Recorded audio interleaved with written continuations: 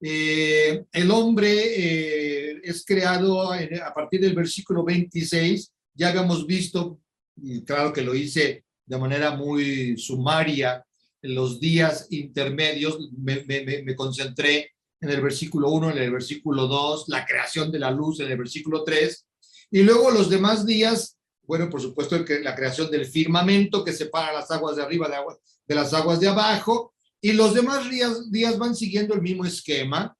Dijo Dios, haya tal cosa, y creó tal cosa, ¿no? Y así crea los peces, crea las aves, crea los reptiles, crea todos los seres de la creación para desembocar todo el relato en estos versículos que empiezan en el 26 y que realmente rompen todo el ritmo. Aquí por primera vez Dios habla consigo mismo. Hagamos al hombre a nuestra imagen como semejanza nuestra, o como solemos decir, a nuestra imagen y semejanza, pero decirlo así es romper un poco la estructura del párrafo tal como lo pensó el sacerdotal. Nuestra imagen como semejanza nuestra o de nosotros, ¿no? Bueno, quisiera primero que nada comentar esta creación del hombre a imagen de Dios. No es una idea original como tal del autor sacerdotal. En varios mitos paleorientales, o sea, del antiquísimo mundo oriental y medio oriental, que son las culturas circunvecinas a Israel, encontramos a un Dios que forma a un hombre o a otro Dios a semejanza suya. Esto es algo como muy común. De hecho, el mismo mito babilonio, el Enuma Elish, donde Marduk crea al hombre, también allí Marduk dice, voy a hacer al hombre, aunque ahí no dice que a su imagen.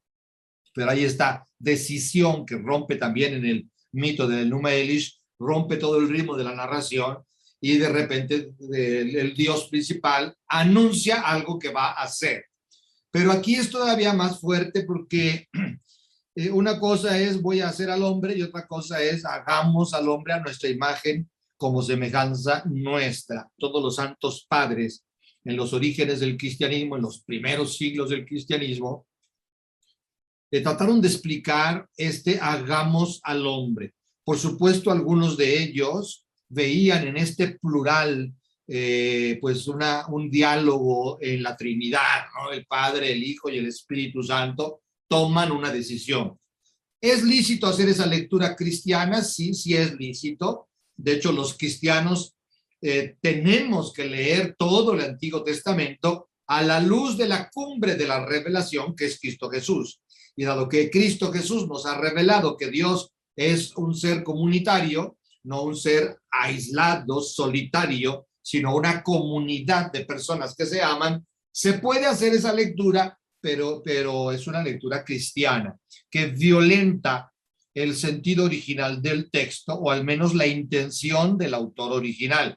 Quizás no la intención del último autor, que es Dios, que es el que está detrás de todos los textos bíblicos, pero sí del el autor humano, el autor material del texto, a quien Dios respeta en su mentalidad.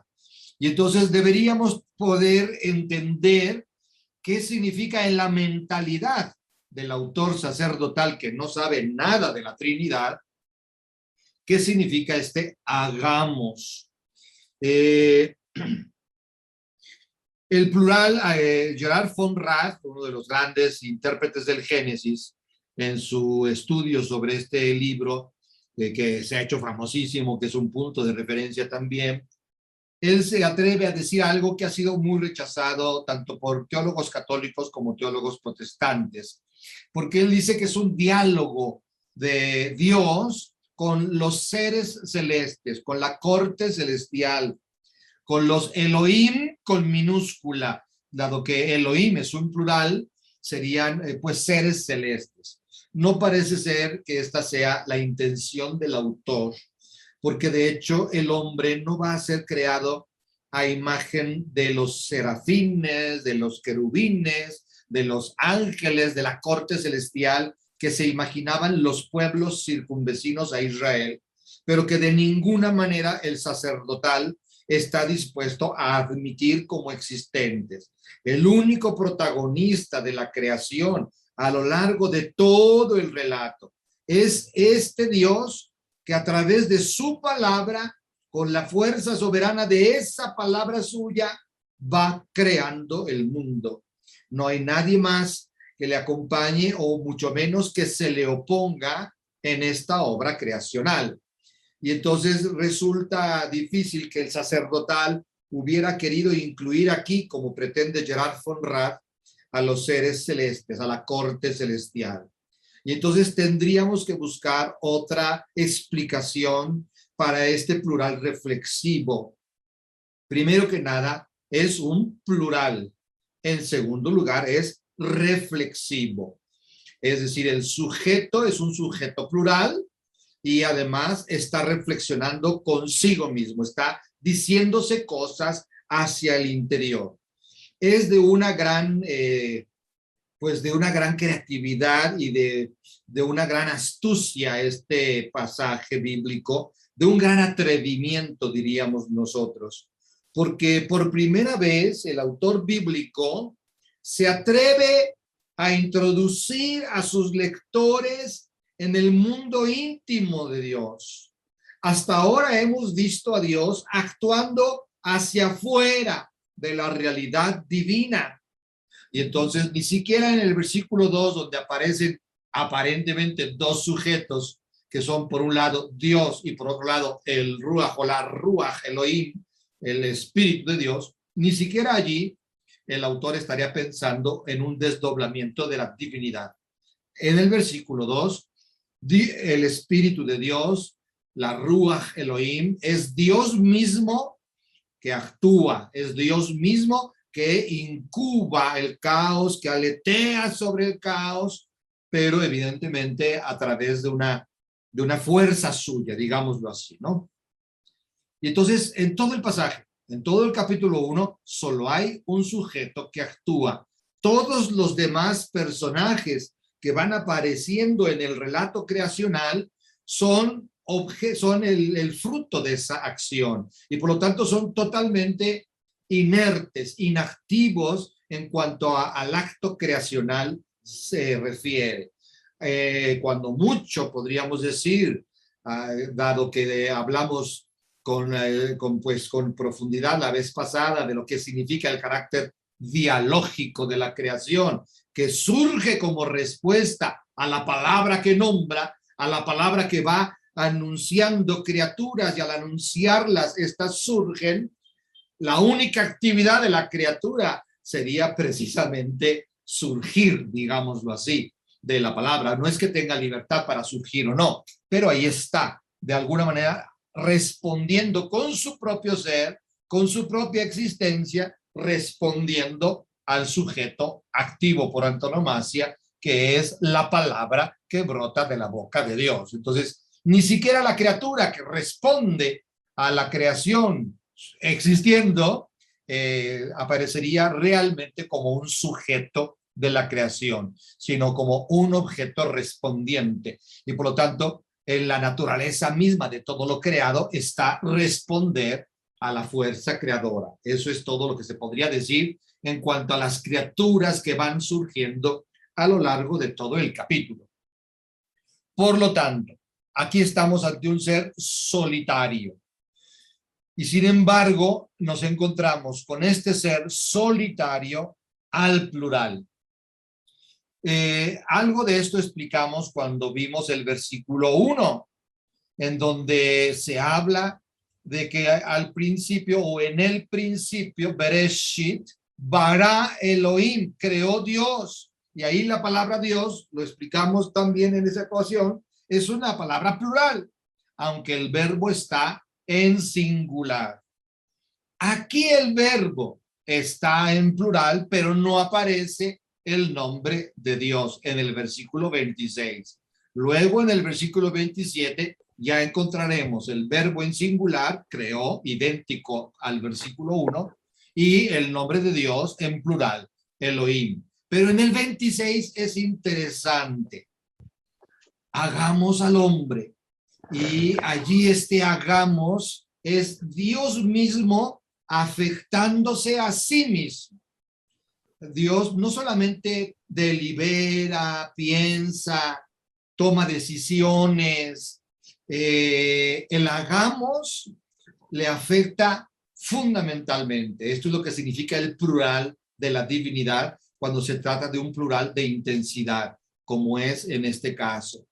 Es decir, Dios se detiene después de toda la vorágine de obras creadas a lo largo de los días, de pronto se detiene, hace una pausa, casi como hacemos los hombres cuando tenemos que tomar decisiones trascendentales.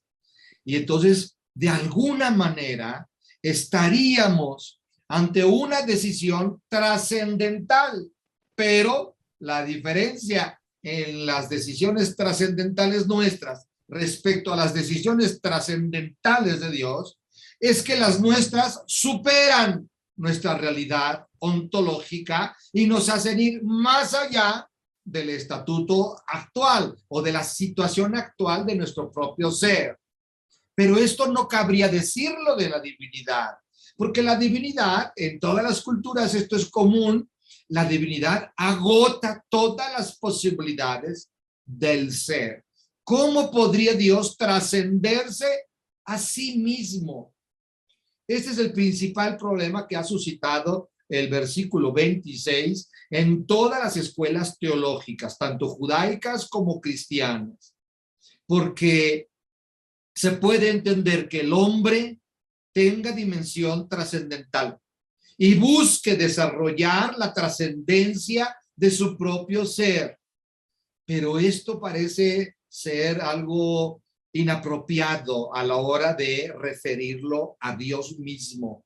Si Dios agota ya todas las posibilidades del ser, ¿cómo es posible que Dios se detenga y tome una decisión que a todas luces parece trascenderlo? Bueno, hay dos posibles explicaciones. Dios evidentemente no puede trascenderse a sí mismo hacia lo alto, porque Él es la altura máxima. Dios no puede trascenderse a sí mismo hacia la perfección de su ser, porque Él es el colmo, el culmen de toda posible perfección. Pero Dios puede trascenderse a sí mismo hacia abajo, hacia la imperfección no conocida hasta ahora por Él. Es decir, hay algo que Dios no ha experimentado nunca, y ese algo es la pequeñez, la fragilidad, la impotencia, la incertidumbre, incluso el dilema de la libertad. No lo ha vivido eso Dios jamás. Su libertad ha sido siempre perfecta, sin dilema, siempre orientada al bien, siempre orientada al amor, siempre orientada a la misma perfección que en Él se desenvuelve. Y entonces fíjense qué impresionante imagen. Hay una trascendencia que Dios no conocía y que está dispuesto a experimentar, a conocer, a dejarse desafiar por esa trascendencia que no es hacia arriba, pero es hacia abajo, hacia la criatura humana. Y entonces se da el proceso inverso a lo que sucede al hombre cuando el hombre se trasciende. Cuando el hombre se trasciende, crece, se perfecciona, aumenta en algún aspecto la calidad de su ser. En cambio, cuando Dios se trasciende, disminuye de alguna forma, se empobrece de alguna forma, se achica, se constriñe, se pone límites a sí mismo. Y solo Dios podía hacer eso. Solo Dios podía ponerse límites. Nadie más puede ponerle límites a Dios. Dios puede ponerle límites a toda criatura. Ya lo hizo con el mar. Separó las aguas de arriba de las aguas de abajo. Y luego las de abajo también las junta en una parte para que surja lo seco. Y los salmos le harán decir a Dios, yo te puse límites y te dije, hasta aquí llegarás. Aquí se estrellará tu arrogancia. Se lo dice al mar. Y va poniendo límites a todas las criaturas y les asigna tareas y les da como de alguna manera una vocación. Y la vocación también establece límites, porque la vocación es como un horizonte de desarrollo que niega otras posibilidades. Cuando Dios da una vocación, la criatura solo se puede desarrollar en la vivencia de dicha vocación. Si se desvía de esa vocación, o sea, del límite que corresponde a esa vocación, se malogra y en ese sentido camina hacia su propia destrucción. Entonces, Dios sí puede poner límites a todo lo que existe, pero a Él, el único que le puede poner límites a Él es Dios mismo. Y hagamos al hombre, entonces se debería entender como el acto máximo de misericordia anunciado ya desde la primera noche de los tiempos. Cuando surge todo lo creado, Dios decide ponerse un límite y ese límite que se autoimpone se llama hombre. Nosotros somos el límite de Dios. El autor sacerdotal lo dice con una teología sumamente elevada, compleja, pero lo había dicho ya con una mayor simplicidad y con un lenguaje mucho más cercano al pueblo, el autor yavista. Cuando Dios impone al hombre un mandamiento, una prohibición de hecho, de comer del árbol de la ciencia del bien y del mal, y con ello le revela dos cosas al hombre. Le revela un límite, pero le revela también una capacidad que le podría permitir romper ese límite, la libertad. Y al crear la libertad humana, Dios lo que hace es autoimponerse a sí mismo un límite que procede de la criatura humana, un límite que él mismo ha establecido en el hombre. Dios se ha puesto como límite la libertad del hombre. Pero hay otra posible explicación de hagamos al hombre. Cuando Dios habla consigo mismo y se plantea ante sí mismo el proyecto más inusitado de cuantos ha emprendido hasta el momento, habiendo creado el resto del universo, Dios se fija una meta superior a toda otra criatura, porque de ninguna otra criatura Dios dice ser su imagen. De ninguna otra criatura Dios dice ser su semejanza. Y entonces, al hablar del hombre como su imagen, este hombre que él piensa crear, que él está en su propia riqueza y en su propia insondable profundidad divina, diseñando esta nueva criatura que será la cúspide de toda la pirámide del universo, que es el hombre que llega al final de todo lo creado. Lo que está haciendo Dios es ponerse frente a sí una criatura que de alguna manera es como él. Y por lo tanto, que le va a desafiar en el nivel de lo personal. Ninguna otra criatura puede entablar ningún tipo de relación personal con el Creador. Solo esta magnífica criatura a punto de surgir, pero ya ahora en el pensamiento de Dios, ya ahora en su capacidad reflexiva, empieza a surgir esta criatura a la que Dios ve como su trasunto, de alguna manera como un par suyo, de alguna manera como un comparsa, de alguna manera como la única criatura con la que Dios podría verse verdaderamente reflejado. Es claro que la imagen que tenían los judíos de la época sacerdotal sobre lo que significa una imagen, no es la que nosotros tenemos hoy. Hoy nosotros hemos perfeccionado nuestra capacidad de crear imágenes y tenemos la posibilidad de reproducir imágenes casi perfectas que representan con absoluta identificación a aquello que quieren representar. Las fotografías, los espejos, realmente nos dan la aproximación quizás más perfecta que haya existido en la historia de aquello que aparece fotografiado o que aparece reflejado. Pero ellos no conocían ese nivel de perfección de la imagen. Ellos solo conocen una imagen que de alguna manera apunta a lo reflejado. Utilizaban metales bien pulidos para poderse mirar y entonces arreglarse un poco el aspecto de la cara, qué sé yo, ¿no? Pero estos metales bien pulidos no eran la imagen perfecta.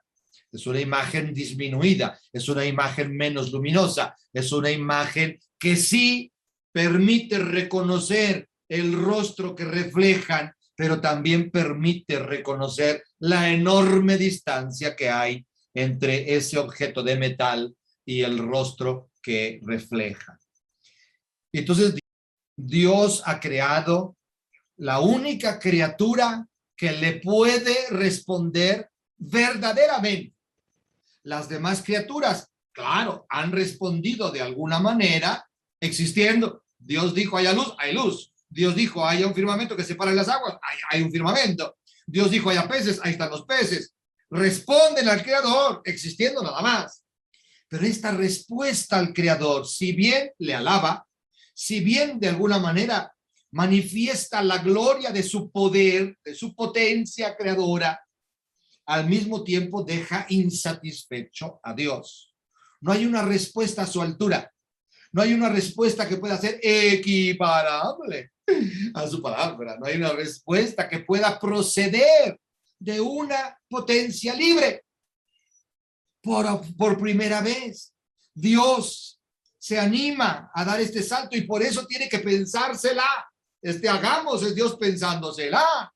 Es Dios reflexionando sobre las implicaciones. Es Dios calibrando costos y beneficios, porque sabe lo que va a implicar crear una criatura que sea capaz de responderle a la par, de ponerse a su nivel, de libremente relacionarse con él o ignorarlo.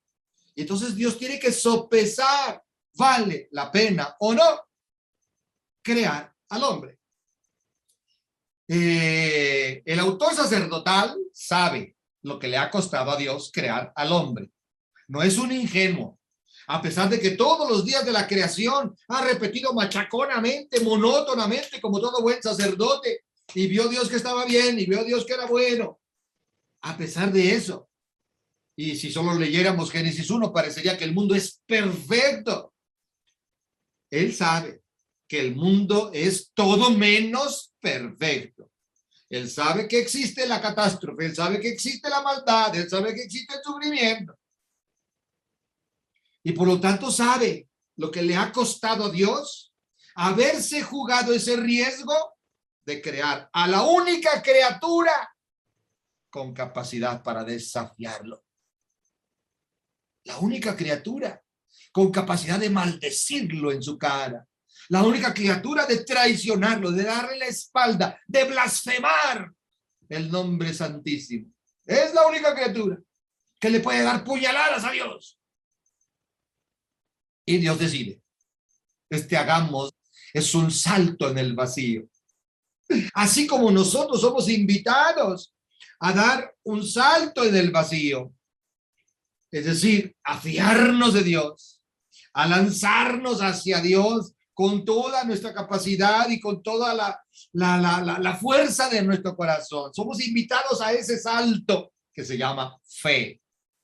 Dios se autoinvita a sí mismo con hagamos, a dar un salto en el vacío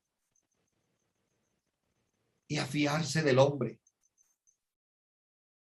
Yo sé que aquí esto les hace a ustedes ruido, les va a hacer mucho ruido, porque todos ustedes creen, porque así fueron educados, ni modo que le vamos a hacer, me compadezco de quien les haya dicho todo eso, que Dios conoce el futuro. Pero esto de que Dios conoce el futuro, habría que cuestionarlo profundamente, porque la creación de la criatura libre significa de parte de Dios que conoce todas las posibles respuestas que la criatura libre puede dar a una propuesta de Dios. Eso sí, todas las posibles respuestas que yo le puedo dar a Dios las conoce perfectamente, pero no sabe cuál voy a elegir en el último momento. Esa es la libertad humana. Si no, todo estaría prescrito, predestinado. Nadie tendría libertad absoluta. Dios sabría desde el principio, como dicen los calvinistas, Dios sabría desde el principio quiénes se van a condenar y quiénes se van a salvar. Y lo que haga el hombre no tiene nada que ver con el juicio divino. El juicio divino ya está de alguna manera predeterminado. Esto sería absurdo. La libertad no existiría para nada. Y Dios sería la más monstruosa de las realidades, porque nos castigaría sin culpa. Si yo ya estoy, desde el momento que Dios me crea, yo, Adolfito Hitler, ya estoy destinado por Dios a convertirme en un monstruo genocida, ¿con qué derecho Dios podría condenarme, juzgarme por mis actos? Si está todo predeterminado desde que fui creado. Hacer al hombre arriesga a Dios. Hacer al hombre, si bien Dios conoce todas las posibilidades que cada hombre va a tener para responder en cada momento de su vida, no sabe cuál va a elegir en cada momento de su vida. ¡Ay, qué curioso! Dios no sabe lo que usted va a decidir mañana. No sabe si usted lo va a traicionar o si usted se va a convertir en un santo. No sabe si usted se va a entregar al amor por fin o se va a seguir haciéndose el remolón. No lo sabe. Por eso sus constantes llamadas a la conversión, por eso el envío de los profetas, por eso la encarnación, muerte y resurrección de su Hijo, por eso el Espíritu Santo, para movernos en una dirección que Él nunca nos va a imponer, pero tiene la esperanza de que nosotros elijamos. Por un lado, Dios decide trascenderse hacia abajo, hacia la pequeñez, hacia el dolor, porque también eso va a implicar para Él crear al hombre. Y por otro lado, Dios toma la decisión arriesgadísima de crear a la única criatura capaz de desafiar.